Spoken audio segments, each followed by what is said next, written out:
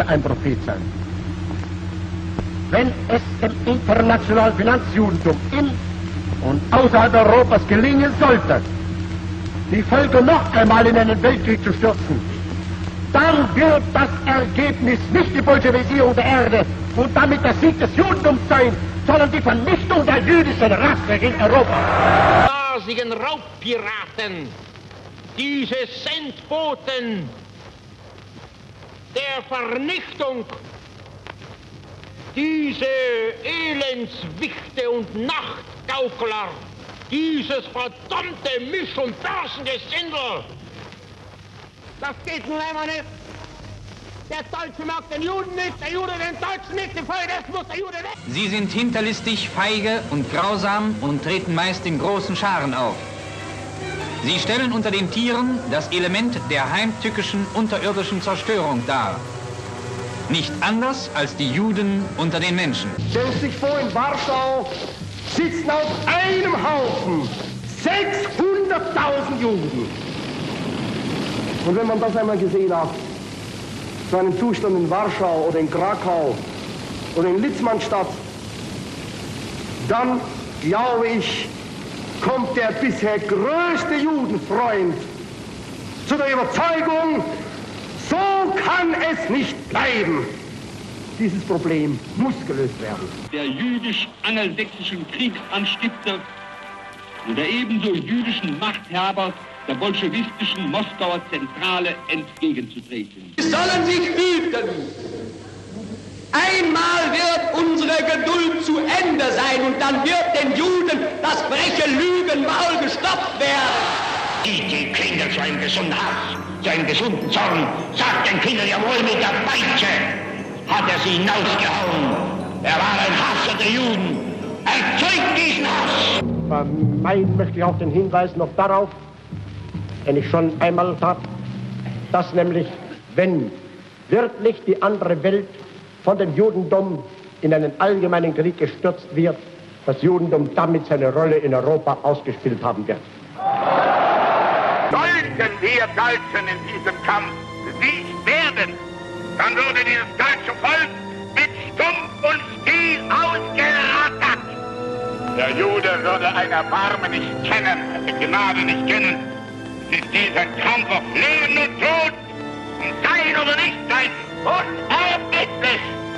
Gott Jehova, Gott der Rache, er würde dich fressen. Auch wenn wir nicht im Bündnis mit Japan stünden, werden wir uns darüber im Klaren, dass es die Absicht der Juden und ihres Franklin Roosevelt ist, einen Staat nach dem anderen allein zu vernichten. Erstmal werden nicht andere allein verbluten, sondern zum ersten Mal wird dieses Mal das echt altjüdische Gesetz angewendet, Aug um Aug, Zahn um Zahn. Präsenten. Es ist eine kleine, wurzellose, internationale Clique, die die Völker gegeneinander hetzt, die nicht will, dass sie zur Ruhe kommen. Es sind das die Menschen, die überall und nirgends zu Hause sind, die nirgends einen Boden haben, auf dem sie gewachsen sind, sondern die heute in Berlin leben, morgen genauso gut in Brüssel sein können, übermorgen in Paris und damit in Prag oder in Wien oder in London und die sich überall zu Hause fühlen. Es sind die Einzigen, die wirklich als internationale Elemente anzusprechen sind, weil sie überall ihre Geschäfte betätigen können. Vergewaltigten auch die deutsche Kultur, zersetzten die Literatur, nisteten sich im Theaterwesen ein, verunstalteten die Wissenschaft an den Hochschulen, verunglimpften die deutsche Kunst, machten sich die deutsche Presse hörig, zerstörten das deutsche Rechtsleben und vernichteten unsere Ehrauffassung, vergifteten den Geist der deutschen Wirtschaft, schufen das Glücksrittertum in der Industrie, beuteten den Bauer und Arbeiter aus und würdigten den deutschen Handel. Einen deutschen Film, eine deutsche Presse, ein deutsches Schrifttum, eine deutsche bildende Kunst, deutschen Rundfunk.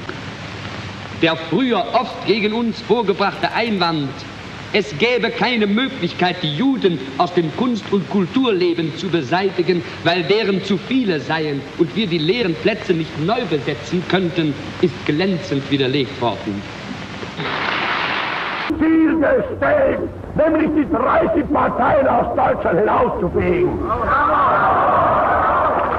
Sie verwechseln mich immer mit einem bürgerlichen oder einem marxistischen Politiker, der heute SPD ist und morgen USPD und übermorgen KPD und dann Syndikalist oder heute Demokrat und morgen Deutsche Volkspartei und dann der Wirtschaftspartei. Sie verwechseln uns mit ihresgleichen selbst. Wir haben ein Ziel uns gewählt und was Besseres vernarrt es rücksichtslos bis ins Grab hinein.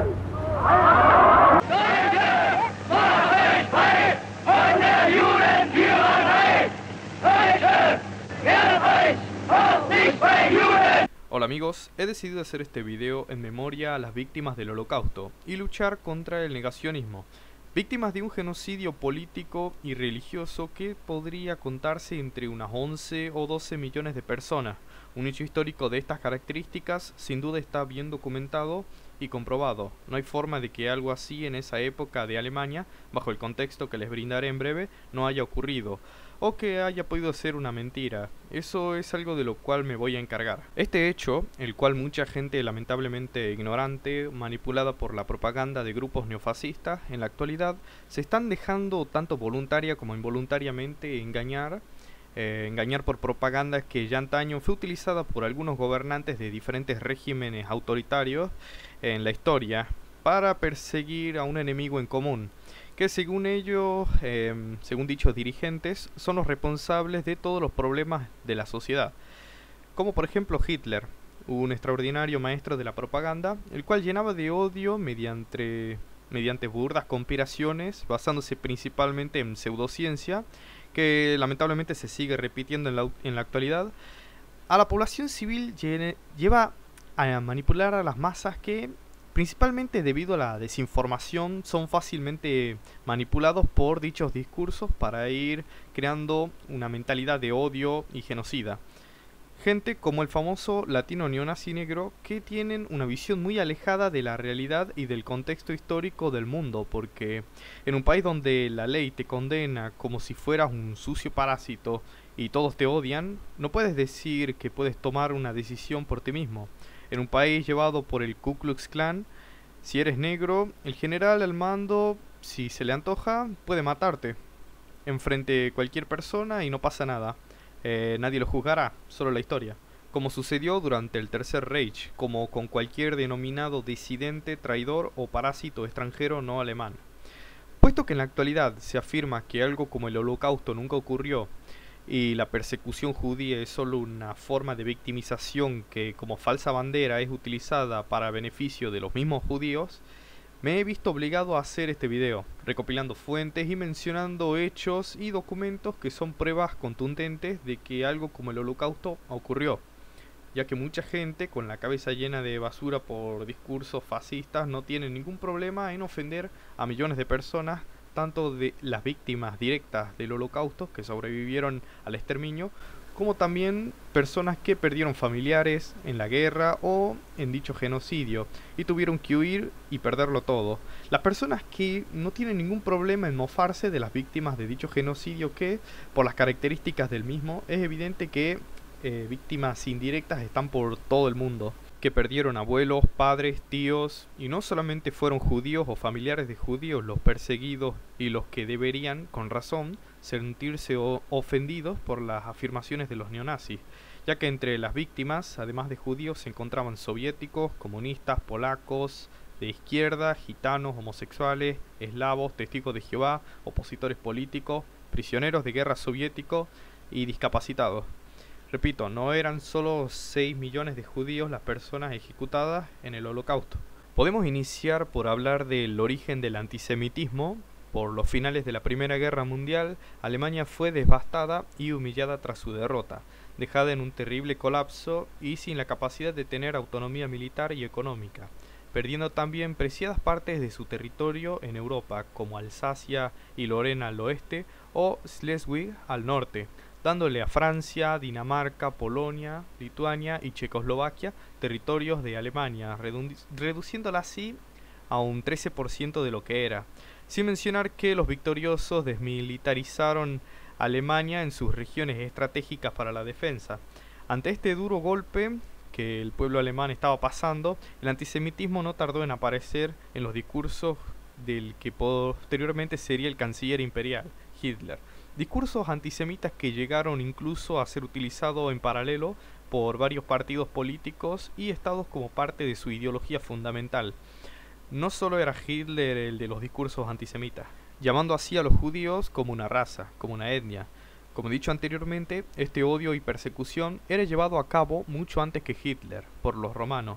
Podría decirse que fue un factor muy importante para el antisemitismo que vino después, y heredaron los cristianos y paganos toda la propaganda utilizada por los emperadores del régimen autócrata de Senatus Populusque Romanus como una forma de hombre de paja para la distracción de la población civil, típica de los dirigentes romanos. Decir que se solucionará todo al echarle la culpa a alguien de todos los problemas de la sociedad, utilizando así a los judíos como cabeza de turco. Que la mentalidad del romano promedio, inculta y manipulable, era fácil de tamizar. Realmente había una intención clara: los judíos buscaban la emancipación y unirse como reino. Además, ellos no adoraban emperadores romanos como deidad, lo cual los volvía bastante peligrosos a los ojos de un emperador romano, como también los judíos y su proselitismo. Si bien tanto judíos como cristianos en los inicios del cristianismo eran perseguidos por los romanos, puesto que el régimen no los diferenciaba, quedó claro que los judíos eran los más peligrosos para el imperio, puesto que los cristianos no compartían muchas de las características del pueblo judío que mencioné anteriormente. Este odio, que perduró, fue adoptado tiempo después por los mismos cristianos, por razones religiosas más que nada, ya que no creían en que Jesucristo era el Mesías e Hijo de Dios, como era común, culpándoles de nuevo de casi todos los problemas de la sociedad, muchas veces con acusaciones burdas fundamentadas en el pensamiento mágico, como decir que los judíos tenían la culpa de la peste negra y que tenían que ser perseguidos porque Dios lo quería así. Eso fue tiempo después, en la Edad Media. Y también fueron perseguidos y asesinados durante las cruzadas. Incluso en el año 1336, en Francia, los judíos fueron desterrados, obviamente quitándoles todos sus bienes por órdenes del rey Felipe. También los judíos fueron acusados por los cristianos de que en cada Pascua los judíos realizaban un sacrificio de un bebé cristiano, lo cual era una total mentira, ya que los judíos tenían terminantemente prohibido el realizar actos que señalaban de actos barbáricos paganos, tales como el sacrificio humano. Lo tenían prohibido. Y que cuando aparecía una epidemia, los judíos tenían la culpa de envenenar los pozos de agua.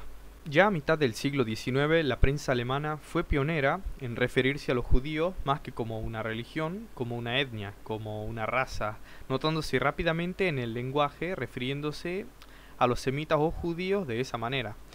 La prensa decía que los judíos eran responsables de la bancarrota alemana. Si naciste como un judío pobre, eras considerado un parásito, inútil, sucio, que había que echar del país, y si eras considerado un judío rico o clase media, eras responsable de arruinar a los cristianos, un usurero que adoraba el dinero y contaminaba la pureza de la sangre alemana, esto descrito así por el puño y letra del mismísimo Hitler en su obra Mein Kampf, en el cual habla acerca de la sangre judía, también algo claramente pseudocientífico y magufo. De hecho, en cuanto a todo este tema, Hitler siempre esgrimió hipótesis pseudocientíficas, mencionando la supuesta superioridad de la raza alemana aria y cómo los judíos con su sangre judía contaminaban la pureza alemana, puesto que muchas parejas alemanas estaban conformadas por judíos y cristianos alemanes. Muchas más de las que Hitler quiso hacer creer que habían, puesto que él y otros de sus colegas políticos decían que eran solo una pequeña minoría, como también que los judíos iban en contra de los intereses de la Alemania cristiana, lo cual es mentira, ya que parte del ejército alemán de la Primera Guerra Mundial estaba compuesto por judíos y dieron su vida por Alemania, muchos incluso condecorados con medallas por mostrar valor en combate, y el general al mando que daba órdenes a Hitler era judío. Hitler simplemente lo sabía. Este tema de catalogar a los judíos como enemigos de los pueblos cristianos se vio también en Francia a partir de 1895. Ocurrió algo extremadamente polémico que causó de nuevo una ola de antisemitismo importante, en el cual un capitán del ejército de religión judía, Alfred Dreyfus, fue acusado de espionaje y arrestado durante años. Pero al cabo de debates e investigación se llegó a la conclusión de que el capitán era al final inocente, pero el miedo hacia los judíos no se fue. Adolf Hitler mostró claramente sus intenciones de retirar derechos de los judíos en bases similares a las mencionadas en el Mein Kampf. El Partido Obrero Alemán, en su programa, mostraría esas intenciones. Cito: exigimos la reunificación de todos los alemanes, sobre la base del derecho de los pueblos a la autodeterminación, a fin de crear una gran Alemania. No puede ser ciudadano sino quien posee la cualidad de miembro de la comunidad nacional, no puede serlo sino quien tiene sangre alemana, cualquiera que sea su confesión. Ningún judío, consecuentemente, podrá ser miembro de la comunidad nacional. Quien no es ciudadano no podrá vivir en Alemania más que en calidad de huésped y deberá atenerse a la legislación aplicable a los extranjeros. El derecho de dirigir el Estado y de hacer las leyes está reservado exclusivamente a los ciudadanos. Exigimos que la función pública no pueda ser ejercida por no ciudadanos. Demandamos que el Estado se comprometa a interesarse, en primer lugar, por las posibilidades de trabajo y de vida de sus ciudadanos. Si no es posible alimentar al conjunto de la población, conviene expulsar del Reich a los no ciudadanos. Propugnamos la lucha contra la mentira política y contra su propagación por la prensa.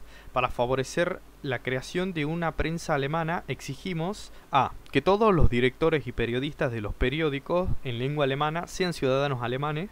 B. que sea prohibida por ley toda participación financiera y toda influencia de los no alemanes. Exigimos la libertad de Alemania de todas las religiones, en la medida en que no pongan en peligro ni ofendan el sentimiento moral de la raza germánica.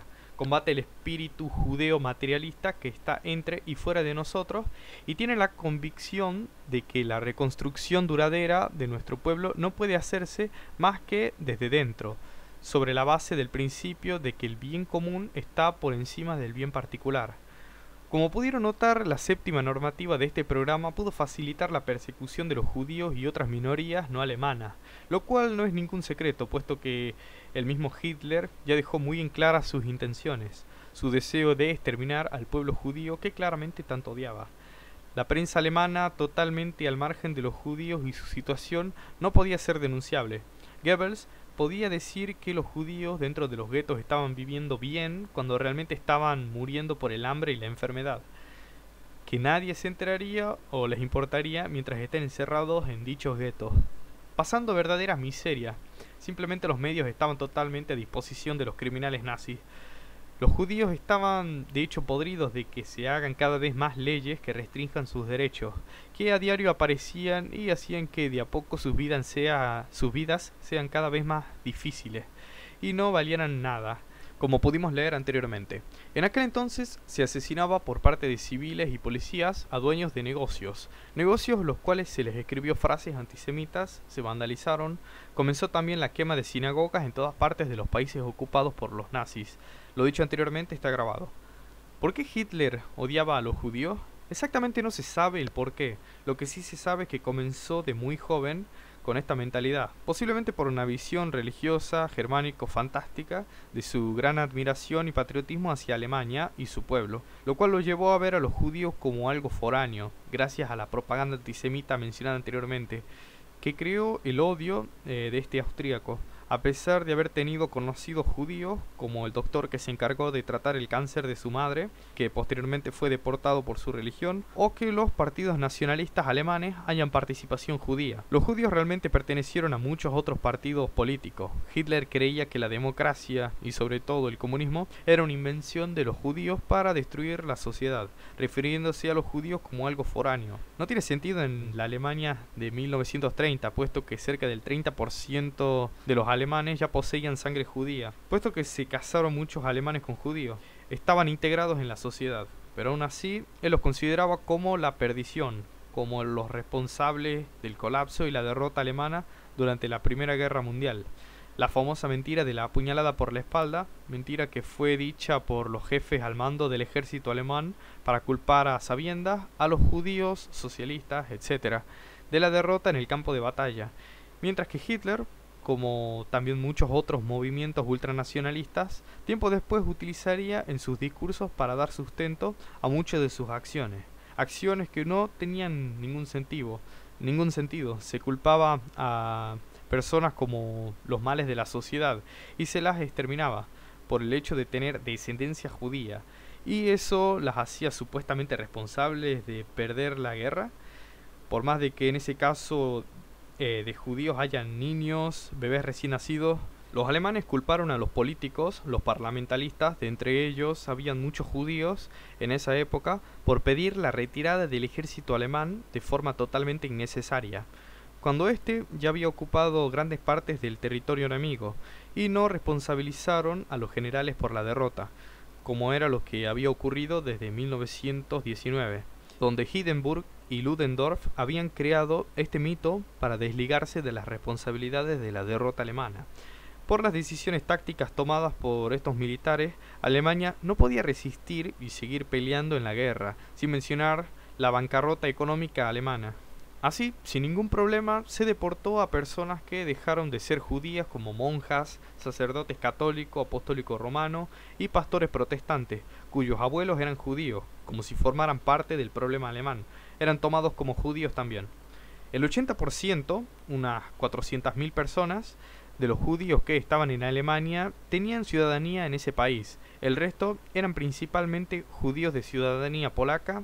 Muchos de ellos habían nacido en Alemania y tenían condición de residencia permanente en el país. El 15 de septiembre de 1935 se instituyen las leyes de Nuremberg. En su mitin partidista anual, los nazis anunciaron nuevas leyes que convertían a los judíos en ciudadanos de segunda clase y revocaron la mayoría de sus derechos políticos. Además, a los judíos se les prohíbe casarse o tener relaciones sexuales con personas de sangre alemana o afín. La infama racial, como se dio a conocer, se convierte en un delito penal. Leyes anunciadas y redactadas en público por Wilhelm Frick bajo órdenes directas de Adolf Hitler y Julius Streicher y difundidas por el diario Der Stürmer. Streicher ayudó a convencer a las masas alemanas que el judío era una lacra social insertada en el público alemán y que debía ser extirpada como un tumor cancerígeno. Hitler, en un discurso del año 1922, expresa su punto de vista respecto al matrimonio interracial. Cito: "A todo judío que se encuentre con una rubia se le deberá", hace una pausa. El público grita "colgar", y Hitler responde: "No diré colgar, pero sí se debería haber un tribunal que condenara a esos judíos". Claramente él creía que ese tipo de matrimonio entre judíos y alemanes era algo abominable y un ataque directo hacia Alemania. Creo que ya recopilé suficientes pruebas para demostrar que sí había una mentalidad de antisemitismo e intenciones de exterminar a los judíos de Europa.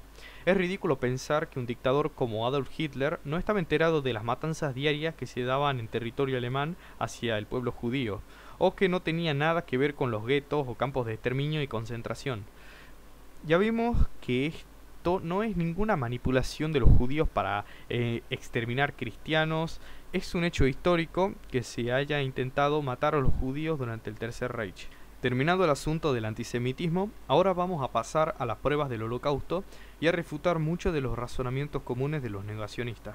Para comenzar, muchos negacionistas dirán que la historia la escribieron los ganadores y por eso el Holocausto es mentira, pero lo que no saben es que de hecho los que escribieron la historia del Holocausto, en casi su totalidad, fueron los perdedores. Solo bastó para que los aliados encontraran toda la documentación almacenada por los mismos nazis respecto del Holocausto, para probar su existencia. Si bien los nazis intentaron quemar las evidencias, estuvieron muy lejos de poder lograrlo. Todos sabíamos quiénes eran los culpables.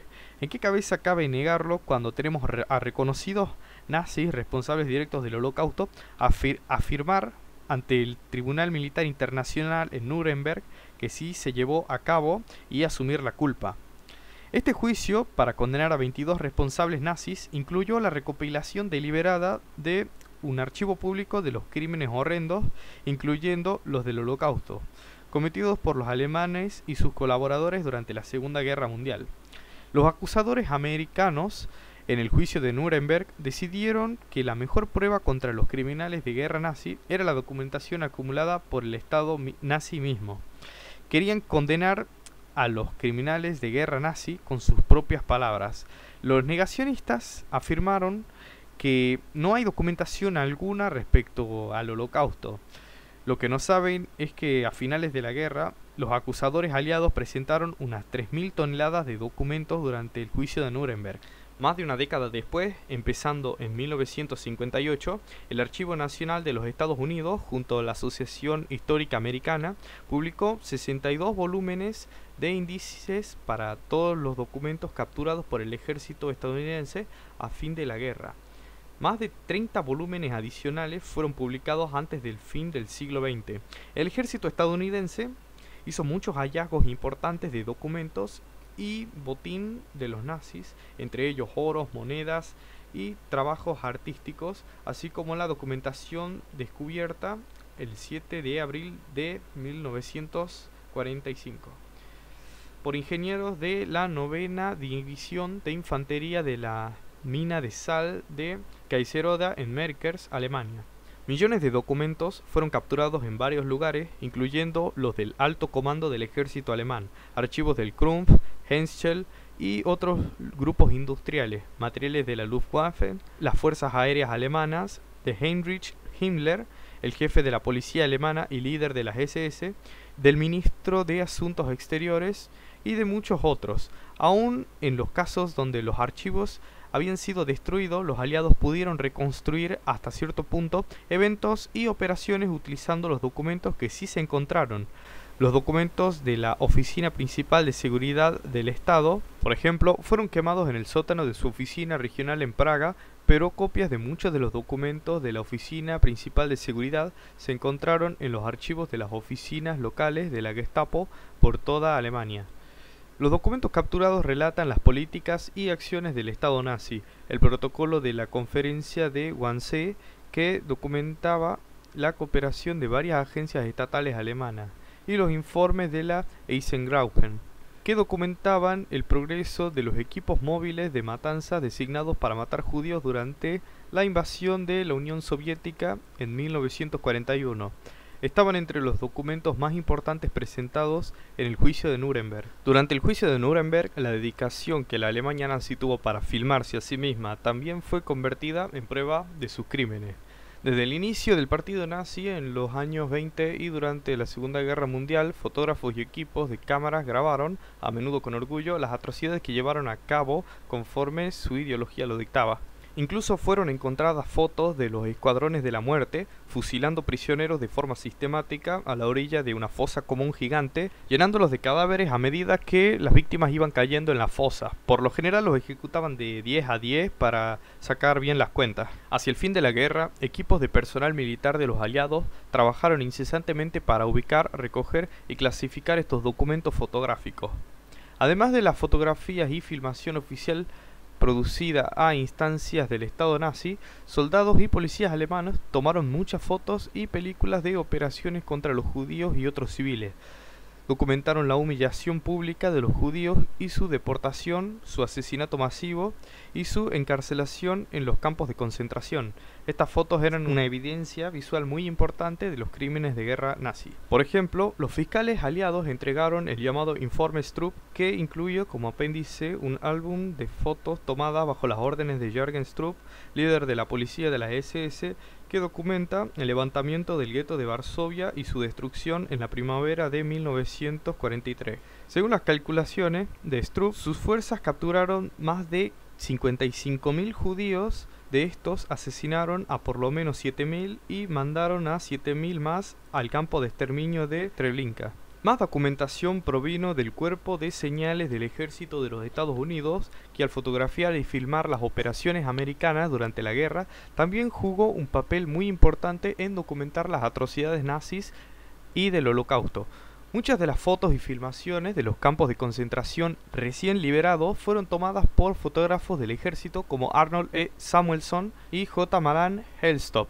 Una cantidad de estas imágenes fueron luego transmitidas a agencias de noticias de los Estados Unidos y otros países, donde ayudaron a informar al mundo de los horrores del nazismo y la situación terrible de los prisioneros en los campos de concentración. Sería bueno que los negacionistas expliquen qué pasó allí, cómo es posible que esto sea falsificado si estamos hablando de estructuras e instituciones en pleno territorio alemán durante la guerra, que apenas fueron liberados, fueron encontrados, filmados, fotografiados y siguen allí hasta el día de hoy. Si niegan eso, no existe evidencia alguna que los haga darse cuenta de su errónea postura. El 29 de noviembre de 1945, la acusación del Tribunal Militar Internacional introdujo una película de una hora titulada Los campos de concentración nazi. Cuando se encendieron las luces en el Palacio de Justicia, todos los allí reunidos se quedaron en silencio. El impacto humano de esta evidencia visual fue un momento decisivo en el juicio de Nuremberg. Trajo al Holocausto dentro de la sala de justicia. Para cualquiera que quiera ver estas filmaciones, se encuentran en la plataforma de video como Netflix, titulada así, Los campos de concentración nazi. Es muy importante que vean ese film, demuestra la existencia de los campos de exterminio y concentración nazi. I, George C. Stevens, Lieutenant Colonel, Army of the United States, hereby certify that from 1 March 1945 to 8 May 1945, I was on active duty with the United States Army Signal Corps, attached to Supreme Headquarters Allied Expeditionary Forces, and among my official duties was the direction of the photographing of Nazi concentration camps and composed of military circumstances. I, E.R. Kellogg, Lieutenant, United States Navy, hereby certify that from 1929 to 1941, I was employed at 20th Century Fox Studios in Hollywood, California, as a director of photographic effects, and am familiar with all photographic techniques. Since the 6th of September, 1941, to the present date of the 27th of August, 1945, I have been on active duty with the United States Navy. I have carefully examined the motion picture film to be shown following this affidavit, and I certify that the images of these excerpts from the original negative have not been retouched, distorted, or otherwise altered in any respect, and are true copies of the originals held in the vaults of the United States Army Signal Corps. These excerpts comprise 6,000 feet of film selected from 80,000 feet, all of which I have reviewed, and all of which is similar in character to these excerpts. E.R. Kellogg, Lieutenant, United States Navy. I am the officer commanding the Regiment of Royal Artillery guarding this camp.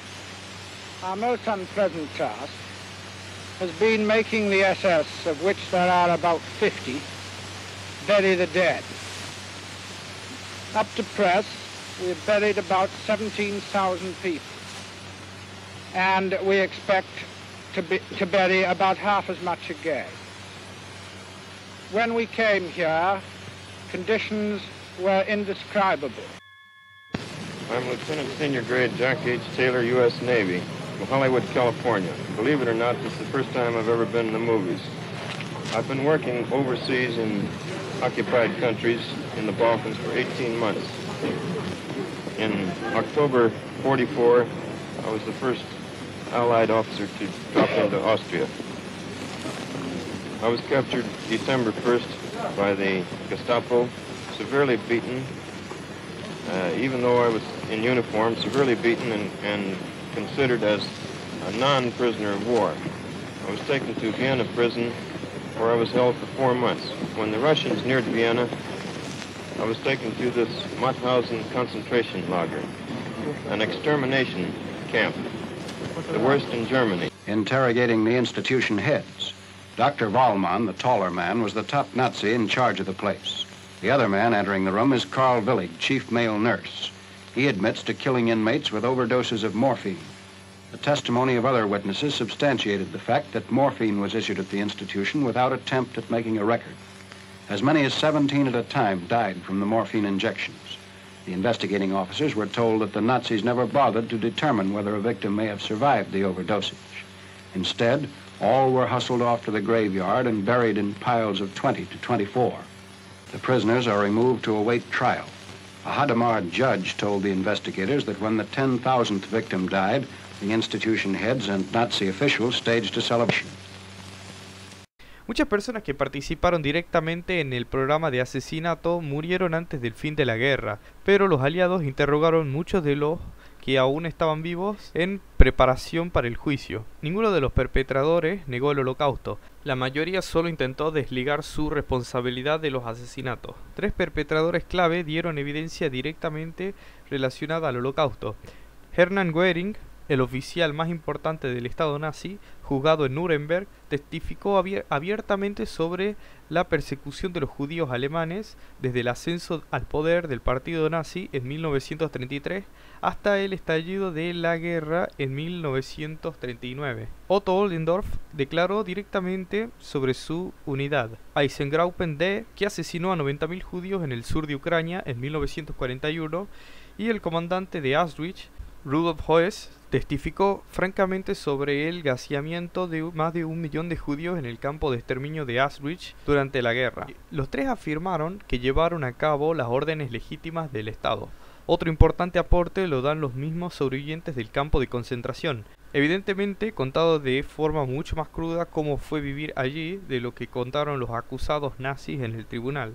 Las heridas que dejaron espantosas cicatrices y ruptura de huesos que los instrumentos de tortura encontrados en los campos dejaron a cientos de personas. También las autopsias revelan la brutalidad con la que muchos eran asesinados. Llegaron a encontrar cuerpos con el cráneo destrozado a golpes de garrote. La tarde del día 27 de enero de 1945, las tropas soviéticas llegaron ante el campo de exterminio de Auschwitz.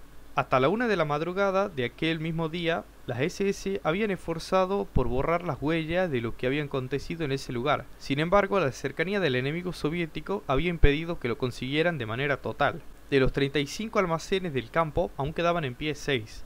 En su interior, como testigos mudos de aquellos a los que habían arrancado la vida, había, entre otros despojos, 368.820 trajes de hombre, 836.255 de mujer y una cantidad inmensa de ropa infantil. Muestra macabra del botín era asimismo el almacenamiento de 7 toneladas de cabello humano que procedían de los reclusos. Aún se encontraban con vida 7.000 prisioneros de guerra. Cuando en Auschwitz y en otros campos de concentración y exterminio alemanes fueron asesinados millones de personas, los asesinos se veían ante problemas técnicos. El asesinato y la eliminación de los cadáveres debía realizarse sin interrupción, ser económico, permitir el ahorro de combustible y además dejar pocos rastros. Para lograrlo, las SS tuvieron que recurrir a experimentos civiles que no tuvieron reparos en adentrarse en los problemas prácticos del exterminio y desarrollar las soluciones adecuadas. La empresa familiar J.A. Topf-John jugó un papel crucial en este proceso. En este sentido, hay pocos sitios históricos que demuestran tan interesante la parte que el sector privado jugó en la ejecución del Holocausto. Así, el lugar conmemorativo de Topf-John muestra la complicidad de la empresa de Erfurt en particular y la industria alemana. La historia de la compañía familiar Topf-John es muy interesante, tanto antes de la guerra como después de la misma. Dicha empresa fabricaba calderas de vapor, chimeneas y silos de cereales, ámbitos a los que se añadieron posteriormente sistemas de ventilación, escape y, desde 1914, hornos crematorios. Dichos hornos fueron vendidos a la SS, se encuentran sellados y firmados el contrato de los nazis que hicieron con la empresa, así como los recibos de compra y venta de los mismos hornos crematorios característicos de dicha empresa, encontrados tanto por los nazis como obtenidos de la compañía para la justicia como una prueba del genocidio. Los negacionistas argumentan que son falsos, pero como vimos, la existencia de historia de estos hornos existe y no aparecieron mágicamente, como ellos intentan hacer creer. Los dirigentes de la compañía que fueron culpados aseguraron que no sabían para qué iban a ser destinados dichos hornos. que por el motivo que eran vendidos a los nazis era para quemar prisioneros que murieron por enfermedades para evitar que se propague una epidemia. Pero muchos factores determinaron que algunos dirigentes de la compañía sí estaban conscientes y visitaron Auschwitz en varias ocasiones, sin mencionar que Topham y Jun hizo planos para la fabricación de hornos que no eran para uso individual, sino que fueron diseñados para abarcar muchísima capacidad. Realizaron esquemas detallados, analizaron flujos, cargas, tiempos de proceso, optimización de los hornos para poder incinerar la mayor número de personas lo más rápido posible. La empresa instaló 4 crematorios en Auschwitz, de los cuales tenían una cantidad de 46 hornos. Los hermanos Ludwig y Ernest Wolfgang Topham se hicieron miembros del partido nazi durante los años siguientes, ejercieron cada vez una mayor influencia dentro de la compañía, hasta que finalmente asumieron el control total de la dirección de la empresa. Ingenieros y montadores de la compañía suministraron no solo hornos de incineración para la disposición de seres humanos asesinados, sino que también se dedicaron a perfeccionar las cámaras de gas. Para poder desarrollar este trabajo, primero tuvieron que observar los asesinatos masivos iniciales y el uso de los crematorios. Los empleados participantes en el proceso utilizaron sus experiencias para optimizar las máquinas de exterminio, para proporcionar a su nuevo cliente un medio de incineración de cuerpos rápidos y baratos. La compañía comenzó a proporcionar hornos móviles y en poco tiempo los ingenieros comenzaron a desarrollar los primeros hornos estables para los campos de concentración de Buchenwald y Dachau. La planificación y construcción de los crematorios era responsabilidad de la Dirección Central de Construcción de las SS en Auschwitz. Unos 30 ingenieros y arquitectos trabajaron allí bajo la supervisión del ingeniero Karl Bischoff, que no informaba a los comandantes del campo, sino directamente al Reichsführer SS Himmler. Topham Jun no solo proporcionaba hornos para el crematorio a gran escala de Birkenau, sino también sistemas de ventilación y evacuación para las cámaras de gas. Los ingenieros eran plenamente conscientes de la función de estos sistemas durante la fase de planificación. Los papeles de la empresa de los montadores a cargo de las plantas de ensamblaje de Birkenau proporcionan evidencias de que también estaban al tanto del propósito de la tecnología que estaban instalando en el campo. También existen evidencias de que los empleados que nunca visitaron personalmente Auschwitz, pero que estaban implicados en el proceso de órdenes, estaban también al tanto de las operaciones de gaseamiento en los crematorios. Los primeros profesionales a los que la dirección de construcción de las SS se volvía hacia ellos cuando recibían quejas o peticiones desde Berlín, los dos empleados de Topham Jun proporcionaban a las SS consejos y asistencia para la creciente eficiencia de los asesinatos en masa en los nuevos crematorios. Por ejemplo, Prüfer propuso a las SS que las cámaras de gas fuesen calentadas con el calor de los incineradores, ya que el ciclón B necesitaba temperaturas altas para volatilizarse y mejorar su eficiencia fatal. Esta propuesta fue inmediatamente puesta en marcha por las SS. Topham Jun entregó al menos 25 hornos estables con 67 cámaras de incineración en los campos de concentración de Buchenwald, Dachau, Mauthausen, Gusen, Auschwitz, Gross-Rosen y Mogilev. La empresa también aportó repetidamente a las SS hornos crematorios móviles según demanda. El Comité de Investigación Soviético presentó su informe final a comienzos de mayo de 1945 y como representante de la compañía Topham Jun, Prüfer estaba muy alto en la lista de 50 personas para las que se le ponían severas penas. En 1948 fue sentenciado a 25 años en una colonia penal por ayudar e instigar a crímenes contra la población civil y miembros cautivos del Ejército Rojo.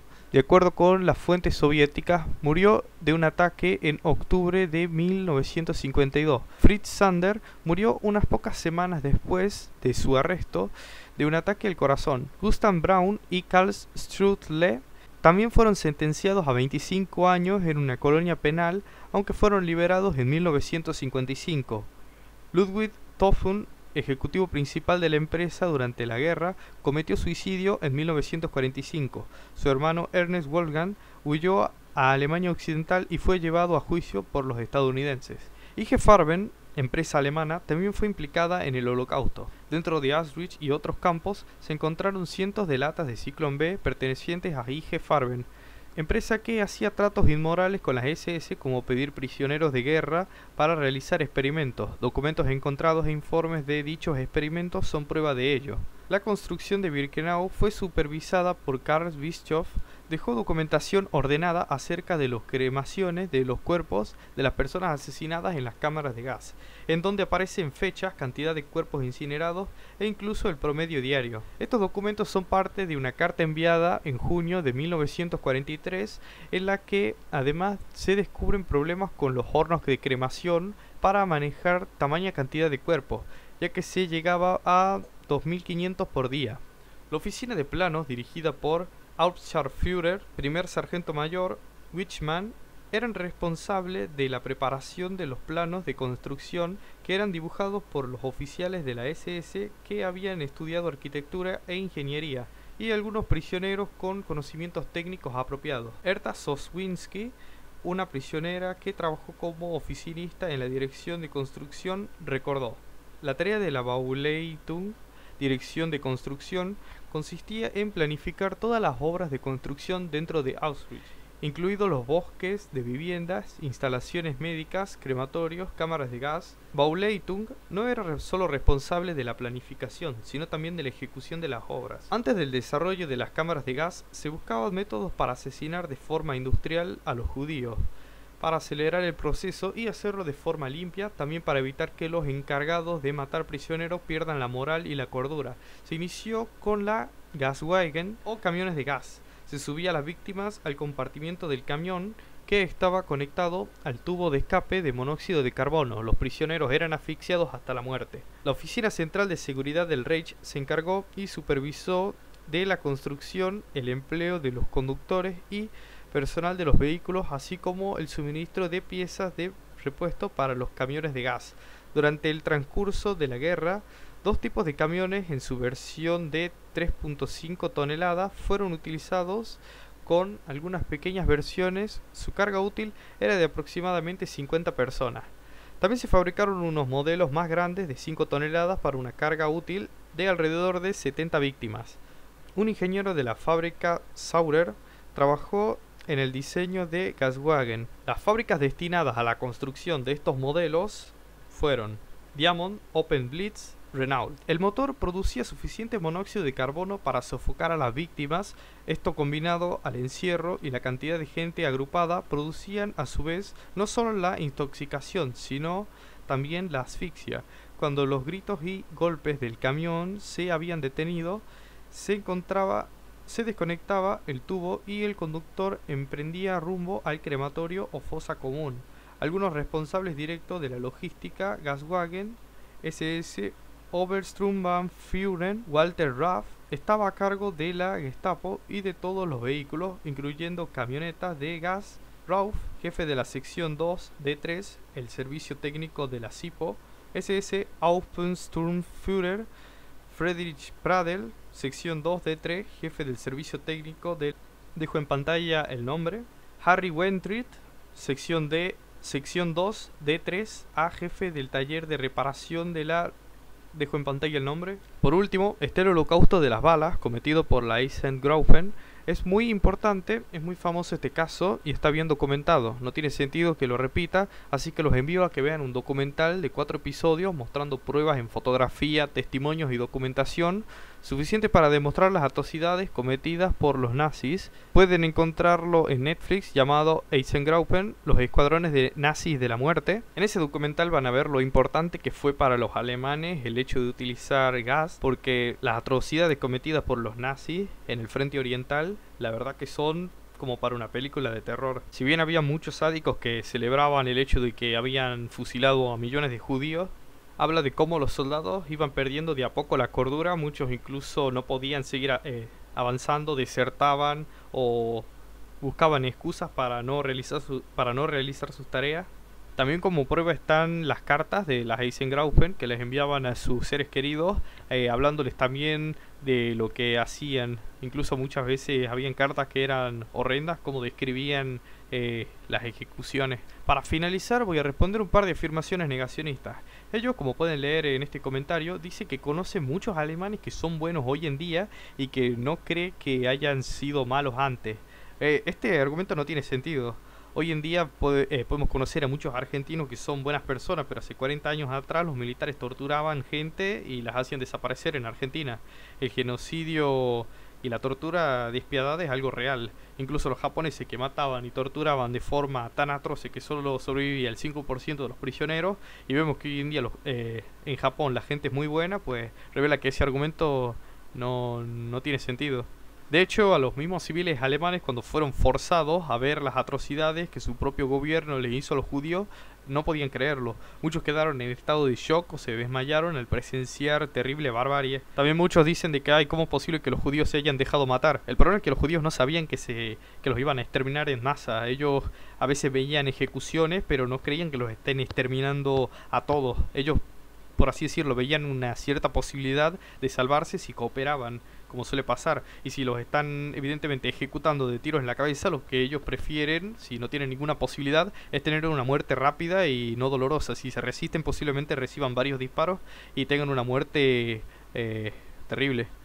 Hay culpa al lobby judío de bla bla bla, no sé, no tiene sentido responder a eso, se repite mucho y es extremadamente inútil. Ese tipo de argumentos son más repetitivos. No olvidemos que no solo fueron judíos los asesinados. Recomiendo que vean el documental que les mencioné de los Escuadrones de la Muerte. Ahí les habla de cómo mataron campesinos judíos, eslavos, ucranianos, soviéticos, barrieron pueblos enteros. No sé por qué los judíos se molestarían en meter a tanta gente en la lista negra de Hitler si lo que quieren hacer es victimizarse y sacar algún tipo de beneficio. Tuvieron que haber gastado demasiado presupuesto para poder hacer todo eso. Y más, no es necesario haber hecho un genocidio de semejante escala hacia tantas naciones y grupos de personas. Otro argumento es que los prisioneros solo murieron de tifus, lo cual es una mentira. Ignoran que hay pruebas de que se mató a los judíos de otra forma, y también que es total responsabilidad de los nazis el que los judíos mueran de tifus, tanto en los campos de concentración como en guetos, ya que ellos los encerraron allí y los amontonaron y no les dieron las condiciones necesarias de higiene. No había agua ni forma de combatir la plaga de piojos, sin mencionar que los mataban de hambre también. Eso es culpa de los nazis. Y a propósito, una forma de realizar genocidio también. En Auschwitz a los judíos se les obligó a trabajar en fábricas de combustible sintético de la marca IG Farben, de los cuales cerca de 52.000 trabajadores murieron por tifus, causa de las malas condiciones laborales, que evidentemente estaban obligados a soportar. Otro argumento es que hay algunas estadísticas que no coinciden o testimonios que no son del todo idénticos el uno del otro. Evidentemente, si se tienen actores bien pagos, lo raro es que a pesar de que tengan un guión dado por los judíos y que a veces no sea exacto, muestra que no es algo guionado, tal cual como se vio miles de veces en la realidad. Y que hayan estadísticas que no coincidan no hace que las pruebas físicas y demás evidencias dejen de ser reales. Es absurdo pensar que por algo así el holocausto sea falso. Y no se puede tener en gran parte de los casos números precisos, porque, por ejemplo, si nos vamos al frente oriental, donde la salvajada nazi llegaba a un pueblo donde el 80% es judío y por lo tanto aniquilado, quemando casas, cuerpos, desapareciendo todo a su paso con un lanzallamas, evidentemente va a haber mucha gente que simplemente desapareció y no será recordada por nadie ni tomada por ninguna estadística, porque todos sus familiares y conocidos están muertos. Es normal.